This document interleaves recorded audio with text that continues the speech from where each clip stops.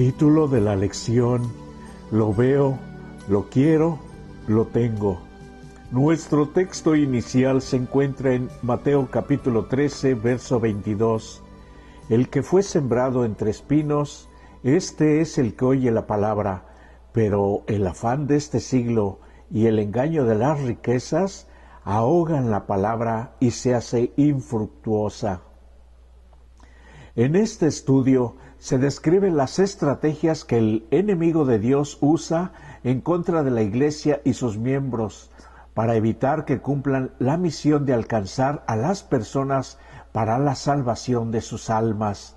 Y para eso envía a sus ángeles malvados para entretener a los humanos con el materialismo y evitar que lleguen los recursos que deberían usarse en la propagación del Evangelio a todo el mundo.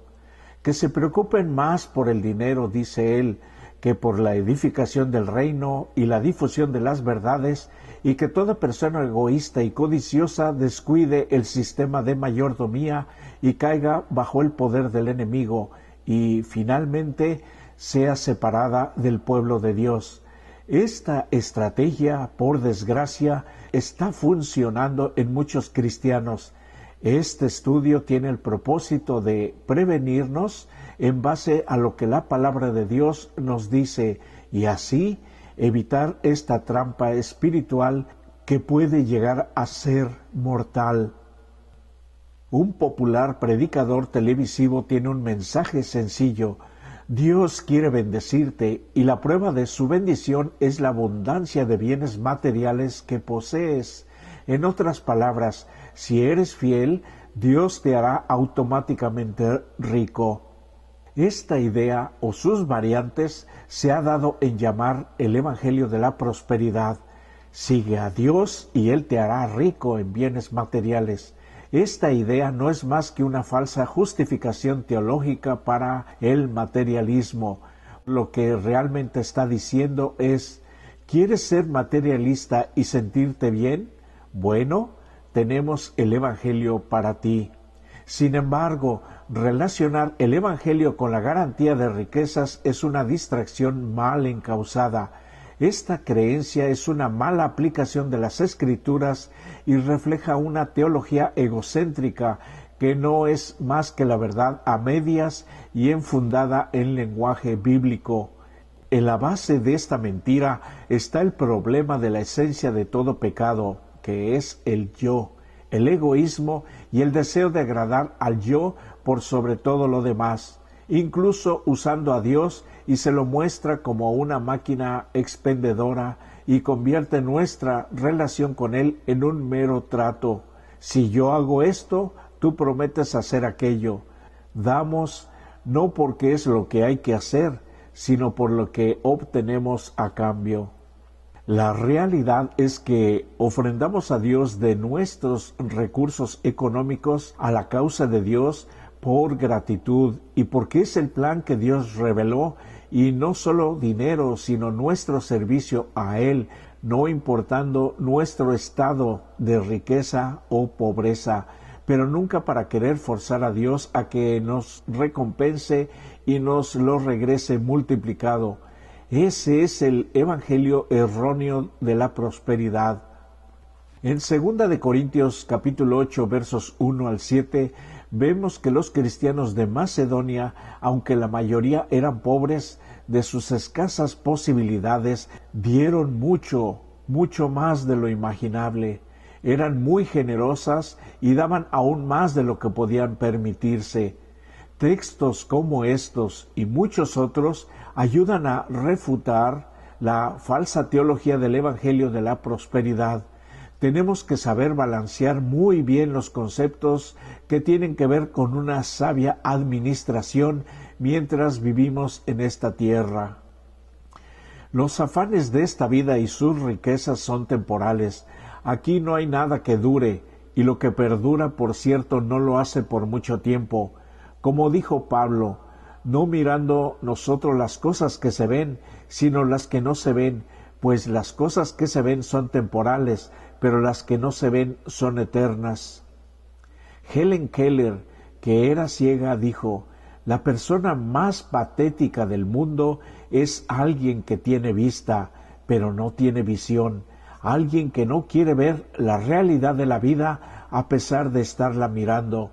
La Biblia está llena de ejemplos de personas que podían ver, pero que en realidad eran espiritualmente ciegas. Algunos aman tanto el mundo que sacrifican su amor por la verdad.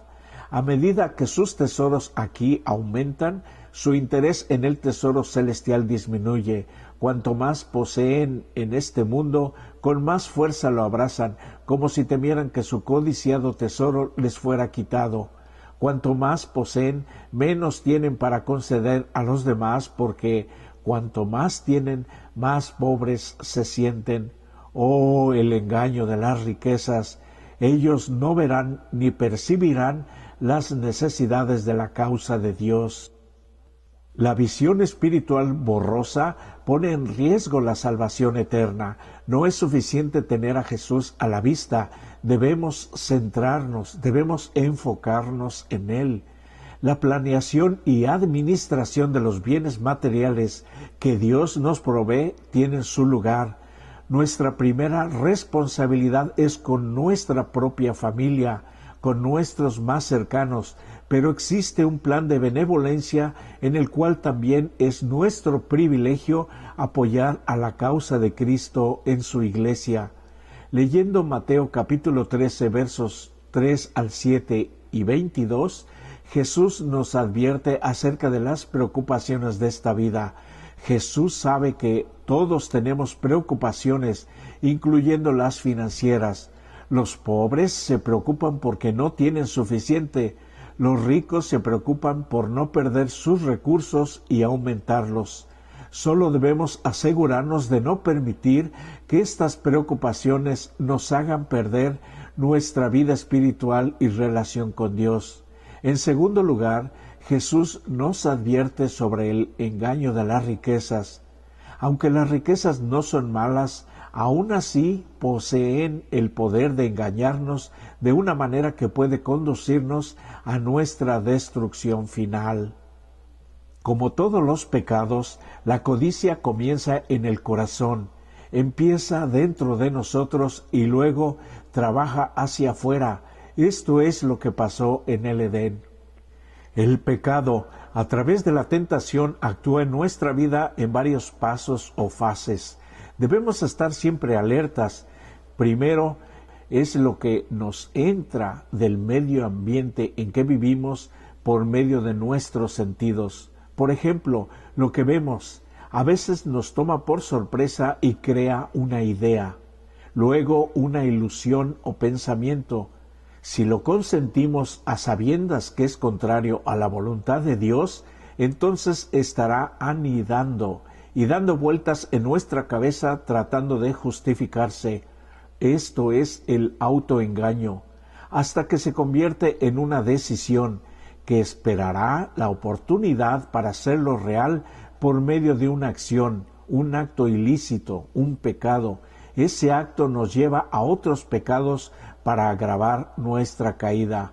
Esto, a su vez, se convierte en un hábito pernicioso y malvado. La colección de hábitos buenos o malos resulta en nuestro carácter, y éste define nuestra salvación o perdición de nuestra alma. Por la gracia y ayuda de Dios, debemos formar un carácter semejante al de Cristo, porque es lo único que llevaremos al cielo.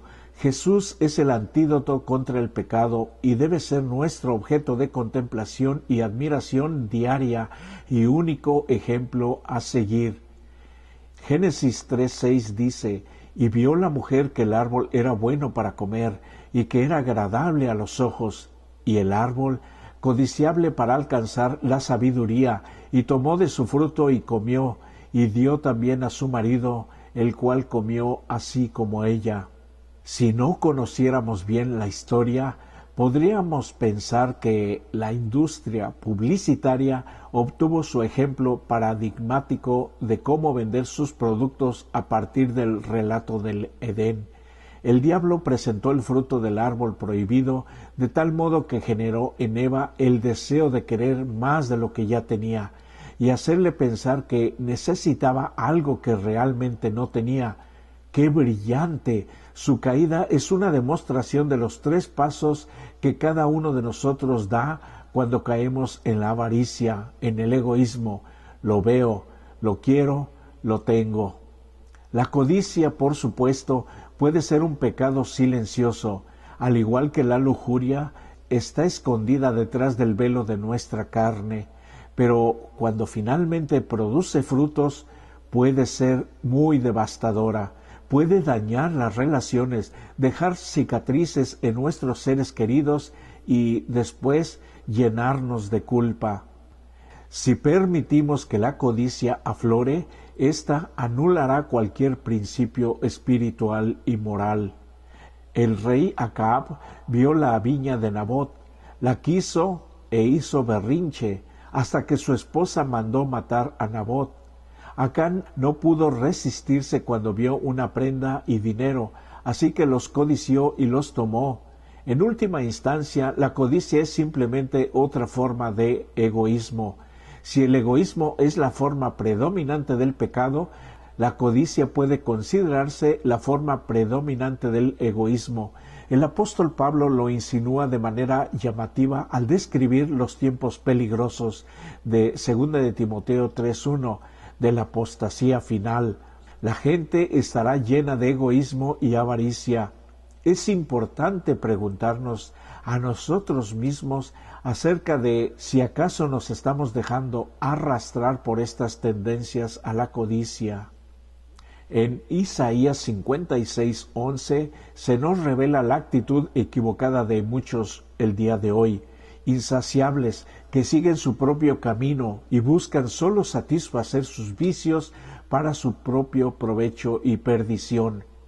Para nosotros que somos seres caídos, la codicia puede ser tan fácil como respirar y tan natural también.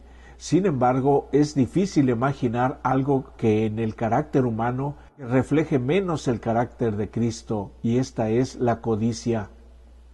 En 2 de Corintios 8:9 dice: porque ya conocéis la gracia de nuestro Señor Jesucristo, que por amor a vosotros se hizo pobre, siendo rico, para que vosotros con su pobreza fueseis enriquecidos. Solo el Señor conoce el daño que la codicia ha causado a lo largo de la historia. La codicia ha derivado en guerras. La codicia ha hecho que la gente cometa delitos que acarrearon la ruina sobre sí misma y sus familias. La codicia puede ser como un virus que se aferra a su huésped y consume todas las virtudes hasta que todo lo que queda es cada vez más codicia y egoísmo. La avaricia es una enfermedad que lo quiere todo: pasión, poder y posesiones. Nuevamente, lo veo, lo quiero, lo tengo. Hablando de permitir que la codicia invalide todo lo demás, Judas había sido un privilegiado como pocos en toda la historia. Vivió con el Jesús encarnado, presenció sus milagros y lo oyó predicar las palabras de vida. Y sin embargo, mira lo que la avaricia y la codicia lo indujeron a hacer. Cuán tiernamente obró el Salvador con aquel que habría de entregarlo. En sus enseñanzas, Jesús se espaciaba en los principios de la benevolencia, que herían la misma raíz de la avaricia. Presentó ante Judas el odioso carácter de la codicia, y más de una vez el discípulo se dio cuenta de que su carácter había sido pintado y su pecado señalado, pero no quería confesar ni abandonar su injusticia. Si no tenemos cuidado, en cualquiera de nosotros se manifestará alguna codicia en nuestro propio carácter. Nuestro ejemplo debe ser Jesús, y para ello debemos contemplarlo diariamente a través de su santa palabra, la Biblia. De acuerdo a su definición, se dice que el autocontrol es la habilidad de dominar las propias emociones, pensamientos, comportamientos y deseos. Leyendo los siguientes textos, Hechos 24, versículos 24 al 26, Gálatas 5, versículos 22 al 25, y 2 de Pedro, capítulo 1, versos 5 al 9, Vemos que estos textos son muy ricos y están llenos de muchos preceptos divinos sobre cómo debemos vivir, pero observa un hilo común: el autocontrol. Este rasgo puede ser particularmente difícil de ejercer cuando se trata de la codicia, la avaricia y el deseo de poseer cosas. Solo mediante el autocontrol, primero de nuestros pensamientos y luego de nuestras acciones, podemos estar protegidos de los peligros de estas cosas de las que hemos estado hablando. Podemos ejercer ese control solo en la medida en que nos entreguemos al poder del Señor. Nadie, por sí solo, nadie puede vencer estos rasgos pecaminosos, especialmente si se han cultivado y acariciado por mucho tiempo. Realmente necesitamos la obra sobrenatural del Espíritu Santo en nuestra vida si queremos obtener la victoria sobre estos engaños poderosos. No os ha sobrevenido ninguna tentación que no sea humana, pero fiel es Dios, que no os dejará ser tentados más de lo que podéis resistir, sino que dará también juntamente con la tentación la salida para que podáis soportar. Segunda de Pedro, capítulo 1, versos 5 al 9, dice: por eso ustedes deben esforzarse por añadir virtud a su fe, conocimiento a esa virtud, dominio propio al conocimiento, paciencia al dominio propio, piedad a la paciencia, afecto fraternal a la piedad y amor al afecto fraternal. Si todo esto abunda en ustedes, serán muy útiles y productivos en el conocimiento de nuestro Señor Jesucristo. Quien no tiene todo esto es corto de vista o ciego y ha olvidado que sus antiguos pecados fueron limpiados. Estos son los pasos en nuestra lucha contra la codicia y la avaricia. El fin último de la humanidad es ser feliz y estar satisfecha, pero la autorrealización mediante el materialismo no logrará este objetivo. En lo más íntimo del ser, la gente sabe que esto es cierto y sin embargo continúa con su obsesión por las posesiones. Lo veo, lo quiero, lo tengo. Todos los cristianos, al igual que los demás, se enfrentan a la tentación de dejarse arrastrar por los valores del materialismo. Sin embargo, la adquisición continua de bienes no produce felicidad completa, satisfacción ni contentamiento. Al contrario, produce problemas, como cuando el joven rico se apartó de Jesús desdichado, desanimado y abatido porque no oyó ni obtuvo lo que quería delante de Jesús. Los valores materialistas se asocian con un desmoronamiento generalizado del bienestar de la gente, desde poca satisfacción y felicidad en la vida hasta depresión y ansiedad, pasando por los problemas físicos como los dolores de cabeza, los trastornos de la personalidad, el narcisismo y el comportamiento antisocial. En otras palabras, los cristianos materialistas beben con orgullo de la fuente de la riqueza, pero se deshidratan espiritualmente. Sin embargo, si bebemos del agua que Cristo nos da, nunca tendremos sed. Cuando nacemos somos muy lindos y graciosos, pero todos traemos, tristemente, ya muy marcado nuestro egoísmo. Cuando el primer hijo de Anselmo ya tenía algunos años, dijo: he aprendido dos verdades bíblicas importantes de este niño. Primero, que nacemos pecadores. Segundo, que nacemos codiciosos. Y realmente así es. El niño llorará cuando desea algo. ¿Quién puede contar historias acerca del modo en que aún los niños revelan cuán codiciosos somos naturalmente como seres humanos? ¿Qué nos dice esto acerca de la necesidad de la gracia divina?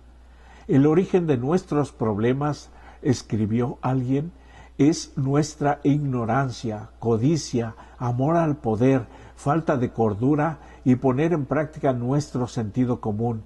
Todo esto es tan perjudicial, no solo para el codicioso en sí, sino también para todos los que lo rodean. Queridos amigos, tener sentido común es ser consciente de que tenemos una gran responsabilidad y debemos mezclarla con sabiduría. Esto es, la habilidad de tomar las decisiones correctas a la hora correcta, de modo que cuando se te haya dado una responsabilidad, se sepa de antemano que harás un buen trabajo para cumplirla. Hoy Jesús no nos pide nada que Él no estuvo dispuesto a hacer cuando estuvo en esta tierra. Por eso triunfó. Ahora soy consciente de mi responsabilidad delante de Él por toda la misericordia y amor que ha tenido hacia mí. Pagó con su vida por mi rescate del pecado. Él actuó con todo lo que era. Ahora es nuestro turno y debemos hacerlo de la misma forma que Él, para triunfar con su ayuda, igual que Él. Conozcámoslo a través de su revelación en la Biblia. Si hacemos esto un asunto diario, te garantizo que seremos más que vencedores al final de nuestra vida. Te deseo que Jesús te bendiga en la toma de tus decisiones y acciones. Amén.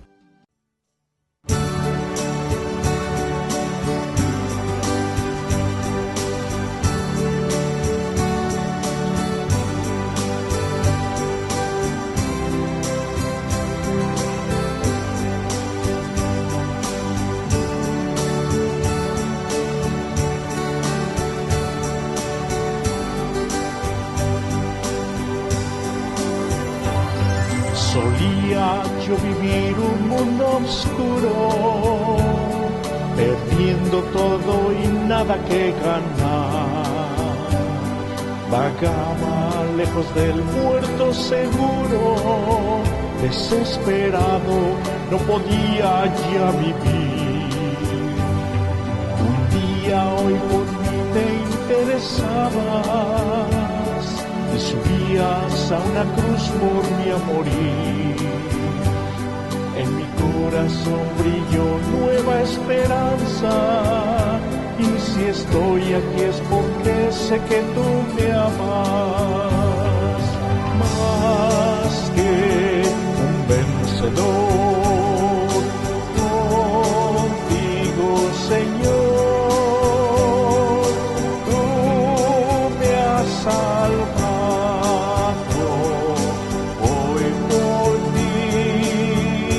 Soy el vencedor, más que un vencedor, contigo, Señor, tú me has salvado. Vengo a ti, contigo soy el vencedor.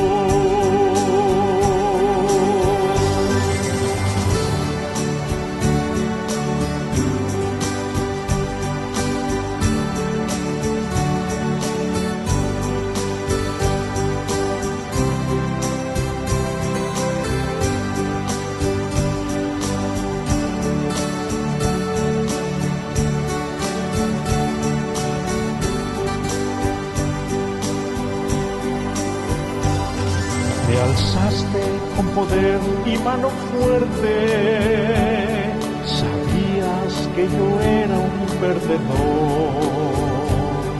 Vergüenza sentía el ofenderte, me viste en mi triste condición. Perdóname, te dije al causarte heridas que clavé en tu corazón. No soporté y más dije quiero amarte, y a cambio me diste el perdón.